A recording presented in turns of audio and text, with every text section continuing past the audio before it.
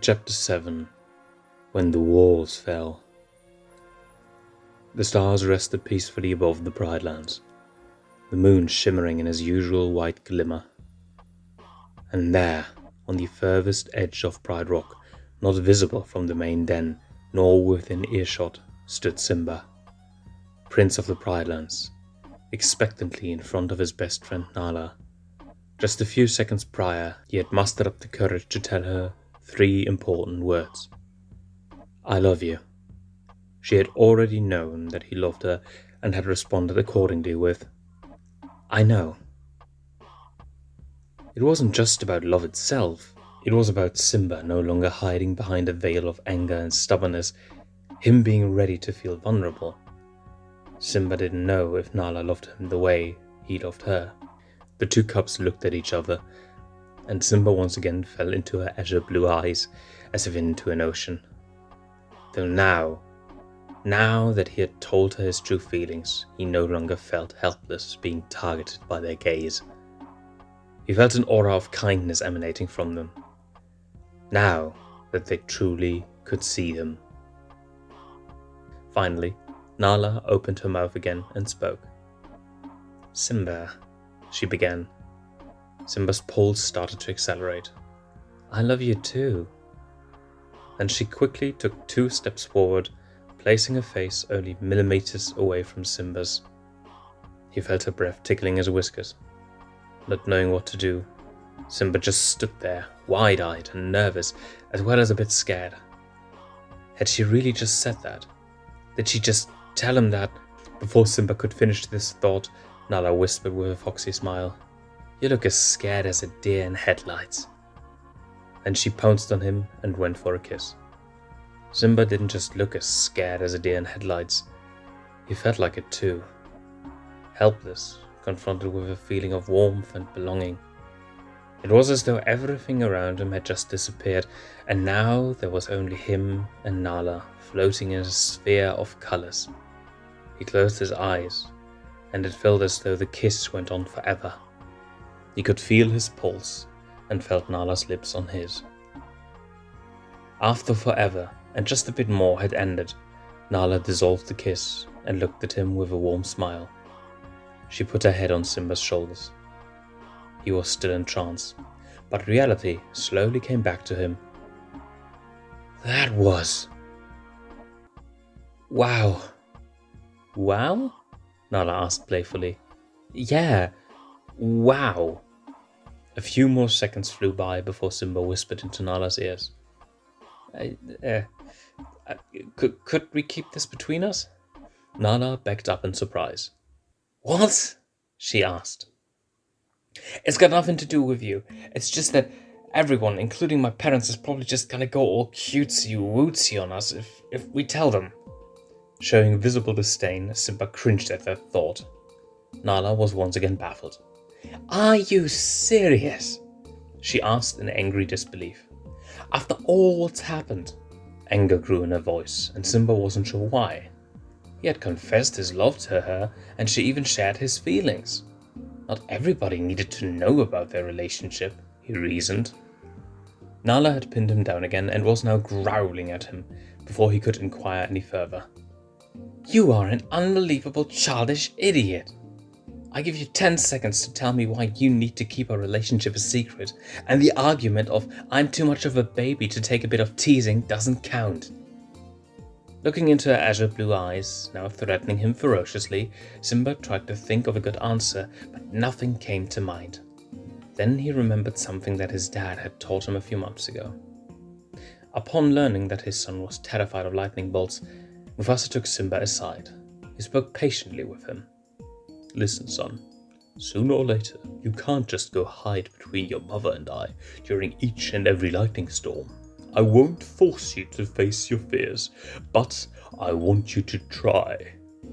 You don't have to endure the entire storm on your own, but try to stay put for a bit, and perhaps you'll just fall asleep again. The lightning can't hurt you inside of the den. If it is still too much for you, you can always nuzzle between your mother and I. I just want you to try first. You're taking this advice to heart. After a while, he finally just fell back asleep whenever a lightning strike had awoken him. Nala was still looking at him impatiently. "Well?" she inquired. "I'm scared," he finally responded. "The thing is, I haven't really learned all that much in the last few days. I've only told the truth earlier today because I was backed into a corner and I had to confess.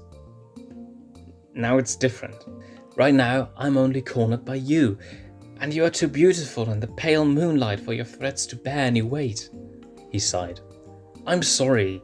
I know that I'm selfish, but I'm scared of doing all that mushy stuff in front of others. It's embarrassing, not because of you, but because... I don't know." He turned his head slightly away from her in shame and looked into the night sky. "I'm sorry, Nala. I believe I might not be the brave cub you think I am." He felt a burning sensation build up in his eyes. A tear traveled down his left cheek. "No," he thought, "not in front of her." Nala chuckled. "Oh, Simba, you're exactly who I thought you were. I think I know what your problem is. You are brave, all right, in the face of a physical foe, that is. Yet, you haven't faced many emotional foes yet. But you've proven true bravery just a few seconds ago by telling me that you are scared." Simba turned his head back towards her. "So you still love me?" Nala rolled her eyes playfully, licked the tear off Simba's cheek and said, "God, you're such a drama queen. Of course I still love you, silly." Simba blushed. "I'm not a drama queen," he pouted. Nala stepped off Simba's chest. "You're right, you're not a drama queen. You're a drama prince," she snickered. Then she added with a smile, "By the way, you can be scared all you want. Wet yourself for all that I care, but we are still going to at least tell your parents about our relationship, as well as my brother and my mum." Mitu loved to watch the night sky together with his mother. Once the stars were out, the entire Pride Lands would become an ominous yet intriguing plane of darkness. However, the sky would be speckled with these fabulous spots of light. Too many to count, and too few to light up the Pride Lands proper. Only the moon lit up the darkness in the night, even if rather sparingly. The lunar light and the stars dazzled Mitu each and every time he saw them. Suddenly, two voices approached. "Hey Mom, hi Mitu."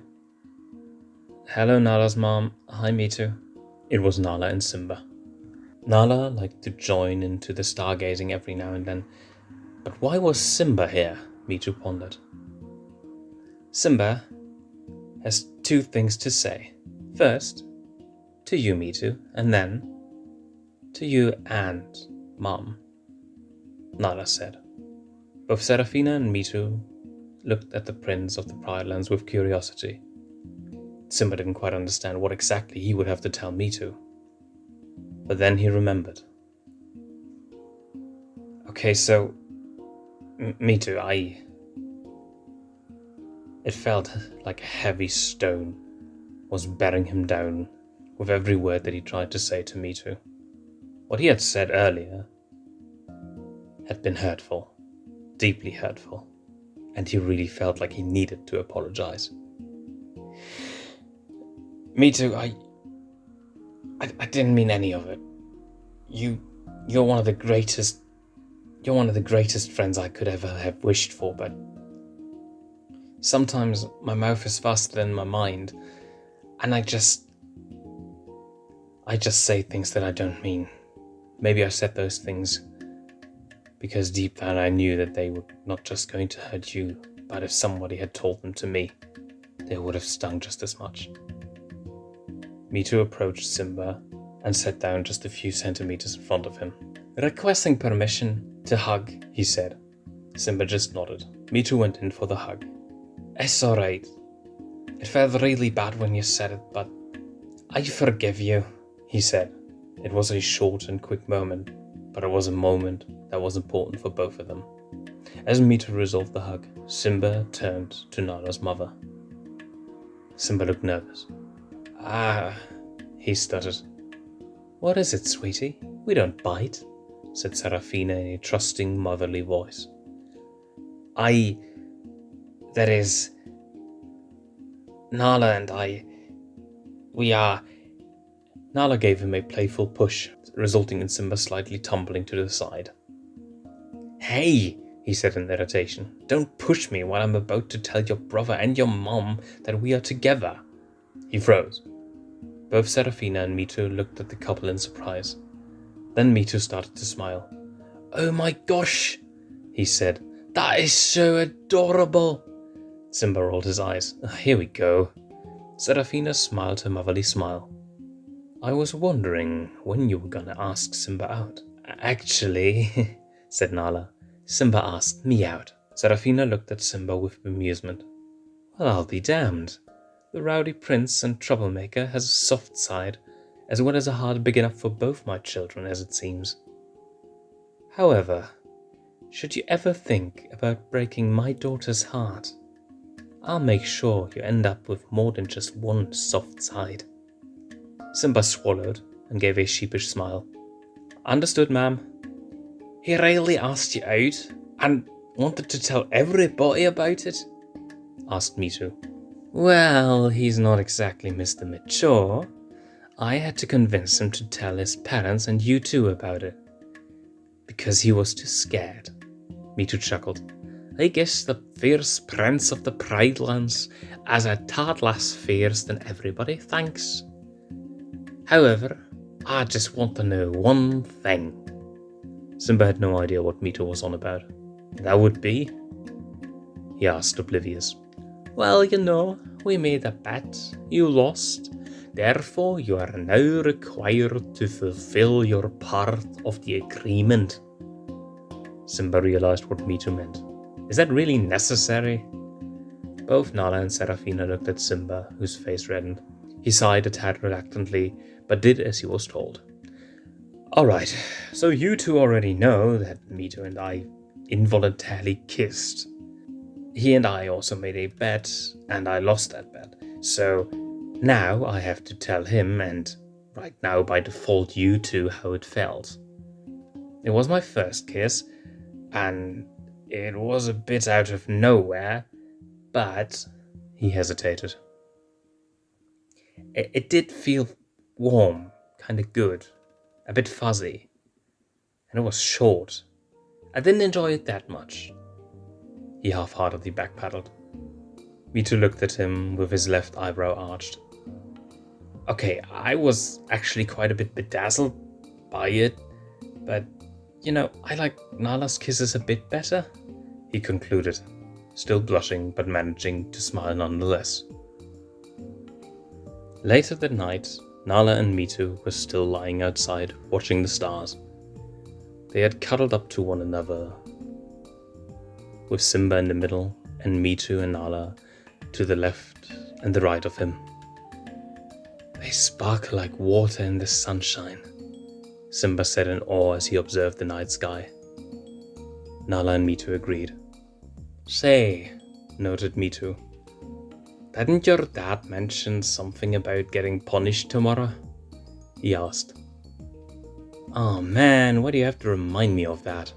Simba sighed. What, is my fierce knight in shining armor scared again?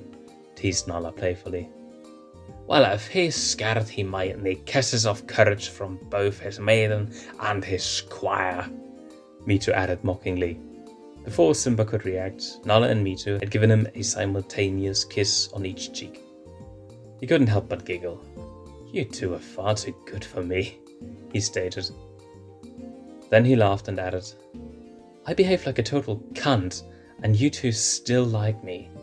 Let's just say, said Nala as she put her head on his chest, you are a cunt who has shown some true courage during the last few days, she said with a smile, before the three of them slowly dozed off.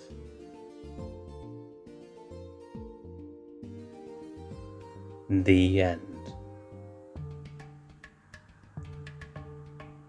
To be followed by the fanfiction Like Brothers, coming to this channel soon.